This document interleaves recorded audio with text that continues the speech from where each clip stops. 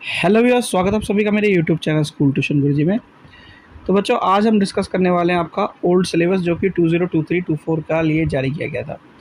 क्यों डिस्कस कर रहे हैं बच्चों? डिस्कस करने का कारण ये है कि अभी तक आपका सिलेबस नहीं आया है और आप मार्च का एंड आपका हो चुका था। तब तक आपका सिलेबस जारी हो जाना चाहिए था क्योंकि उस टाइम तक आपके एग्ज़ाम हो चुके थे। अप्रैल का भी एंड हो चुका है बच्चों, अभी भी आपका सिलेबस नहीं आया है। तो बेसिक ये है कि आपकी पढ़ाई शुरू हो चुकी है बच्चों, और पढ़ना ज़रूरी है।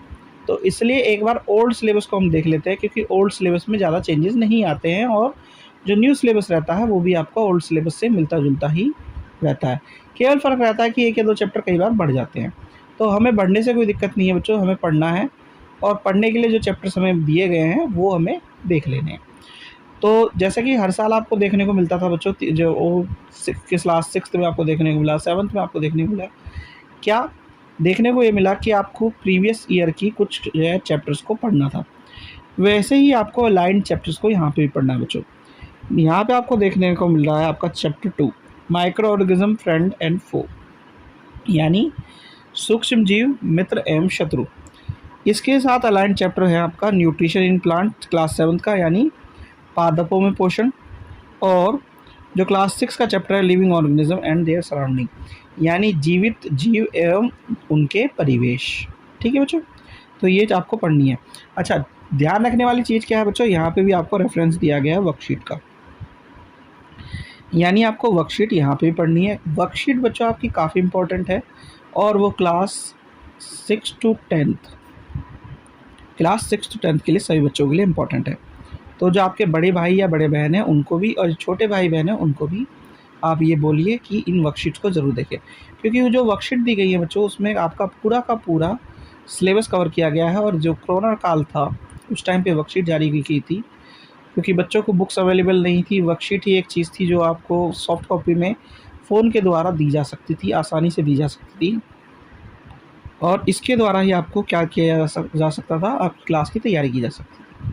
तो इसीलिए आपको ये वर्कशीट दी गई थी बच्चों, और ये काफ़ी इंपॉर्टेंट है, आपके पूरे सिलेबस को कवर करती है, इंपॉर्टेंट क्वेश्चन को कवर करती है बच्चों।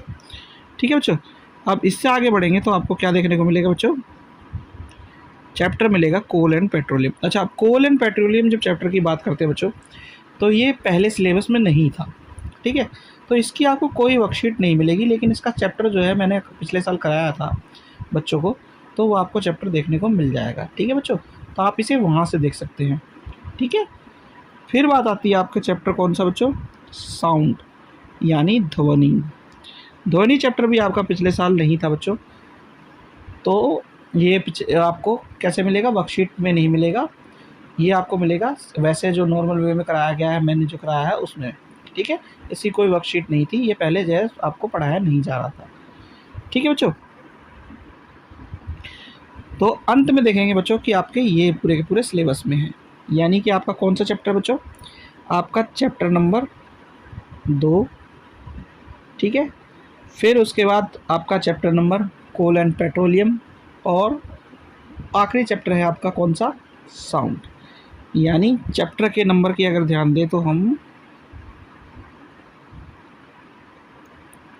2, 3, 10, 2, 3, 10, ये चैप्टर है आपके जो आपको तैयार करने हैं।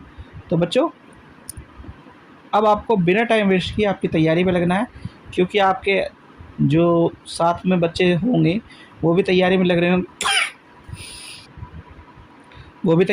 होंगे, क्योंकि कुछ कमियां रह गई थी उनकी, तो इसी वजह से उनको री एग्ज़ाम या कंपार्टमेंट एग्ज़ाम देने पड़ रहे हैं। अगर आपको री एग्ज़ाम या कंपार्टमेंट एग्ज़ाम से बचना है तो आपको क्या करना होगा, आपको शुरुआत से ही अच्छी तैयारी, अच्छी पकड़ लेकर के चलनी होगी अपने, ताकि आप सीधे एक बार में पास हो सकें और सीधे एक बार में आप क्लास 9th में जा सकें। क्योंकि अगर आपको इतना टाइम जो है आपको री एग्ज़ाम या कंपार्टमेंट एग्ज़ाम देने के लिए लगता है, तो आप उतना ही पिछड़ जाएंगे अगले साल की पढ़ाई में। यानी कि इन बच्चों को और मेहनत करनी पड़ेगी जब वो 9th में जाएंगे पास होकर के, जितनी मेहनत अब ये कर रहे हैं। तो कोशिश ये कीजिए बच्चों कि आपकी पढ़ाई अच्छी रहे और अच्छी तरीके से आप तैयारी करें। आपको री कंपार्टमेंट या री एग्ज़ाम, कोई भी इस तरह का वर्ड आपके जो है एग्ज़ाम में इस्तेमाल ना हो, और आप ना ही पिछड़ें जब आप नई क्लास में जाएं। ठीक है बच्चों। तो बच्चों ये वाली वीडियो होती है कंप्लीट। आशा करता हूँ आपको वीडियो अच्छी लगी होगी।